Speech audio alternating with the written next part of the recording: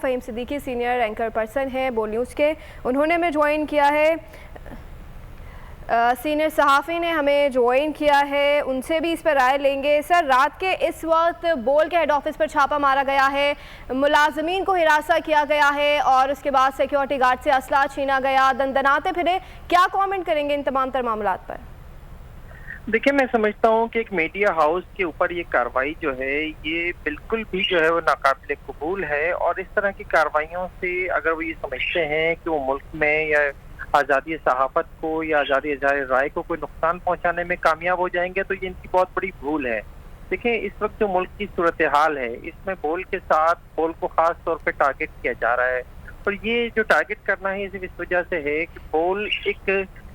سچ بولنے کی کوشش کر رہا ہے اور اپنے ناظرین کو وہ بتانے کی اور دکھانے کی کوشش کر رہا ہے جو اس وقت لوگ دیکھنا چاہتے ہیں۔ تو اس صورتحال میں اس طرح کی کارروائیاں کوئی نئی نہیں ہیں، ماضی میں بھی مختلف میڈیا ہاؤسز کے ساتھ، مختلف صحافیوں کے ساتھ اس طرح کی کارروائیاں ہوتی رہی ہیں، لیکن اس صورتحال میں جس طرح سے رات کی پہر یہ کارروائی کی گئی ہے یہ بالکل بھی ناقابل قبول ہے۔ اور کراچی یونین آف جرنلسٹ جو آپ نے میرا تعارف کرایا اس میں آپ نے یہ نہیں بتایا کہ میں کراچی یونین آف جرنلسٹ کے پریزیڈنٹ بھی ہوں، جو کراچی کے 2000 سے زائد صحافیوں کی نمائندہ تنظیم ہے۔ کراچی کی صحافی برادری ہو یا ملک بھر کی صحافی برادری ہو، وہ اس عمل کی سختی سے مذمت کرتے ہیں اور ہمیں مطالبہ بھی کرتے ہیں چیف جسٹس آف پاکستان سے بھی کہ وہ اس کا نوٹس لیں اور یہ دیکھیں کہ آخر کس طرح سے میڈیا ہاؤسز کو اس ملک میں ہراساں کرنے کی کوششیں کی جا رہی ہیں، کس طرح سے اس ملک میں ایک آواز کو دبانے کی کوشش کی جا رہی ہے، کس طرح سے اس ملک میں صحافیوں کو ہراساں کیا جا رہا ہے۔ پہلے ہی عمران ریاض کا ابھی تک کچھ پتہ نہیں ہے اور مختلف صحافیوں کو جو ہے وہ دھمکیاں بھی مل رہی ہیں، مختلف صحافیوں کو مختلف طریقوں سے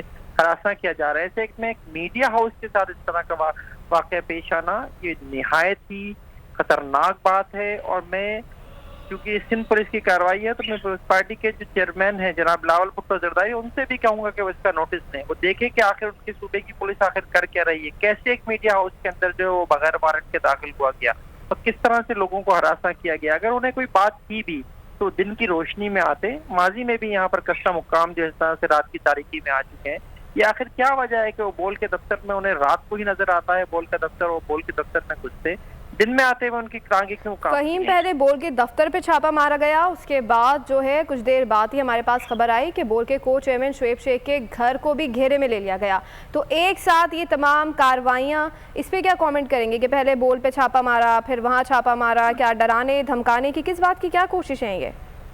دیکھیں، شعیب شیخ کے حوالے سے تو ماضی میں بھی اس طرح کی کوششیں ہوتی رہی ہیں اور کچھ عرصے پہلے بھی اس طرح کی کارروائیاں ہوئی ہیں، اور میں نے یہی بات کہی تھی کہ اگر کوئی بات ہے، اگر شعیب شیخ سے متعلق کوئی بات ہے تو قانون کا راستہ اختیار کیا جائے، عدالتوں میں مقدمات دائر کی جائے، وہاں سے جو ہے معاملات کو لے کے چلا جائے۔ یہ رات کی تاریکی میں کی جانے والی کارروائیاں کسی میڈیا ہاؤس کے ساتھ یا میڈیا ہاؤس کے مالک کے ساتھ یہ بالکل بھی ٹھیک نہیں ہے۔ آپ اس ملک میں جو 70 سالوں میں ہوا ہے اسے آ کر سبق سیکھنے کے لیے کیوں تیار نہیں ہے؟ یہ سب کچھ جو ہے بند ہونا چاہیے۔ خدا کے لیے پوری دنیا دیکھ رہی ہے کہ ہمارا کیا تماشا بن رہا ہے، پوری دنیا کو یہ نظر آ رہا ہے کہ ہم اقوام متحدہ کے مختلف چارٹرز پہ سائن تو کرتے ہیں لیکن ہمارے یہاں نہ تو آزادی صحافت ہے اور نہ ہی ہمارے یہاں آزادی اظہار رائے ہے۔ تو اس صورتحال میں یقیناً جو اس ملک کے مقتدر حلقے ہیں، چاہے وہ چیف جسٹس آف پاکستان ہیں، چیف آف آرمی اسٹاف ہیں، اور جو یہاں پہ جو میں نے پہلے بھی کہا کہ جو پیپلز پارٹی کی حکومت ہے اس کے جو سربراہ ہیں، ان کو اس کا نوٹس لینا چاہیے کہ آخر یہ صوبے میں اس ملک میں ہو کیا رہا ہے۔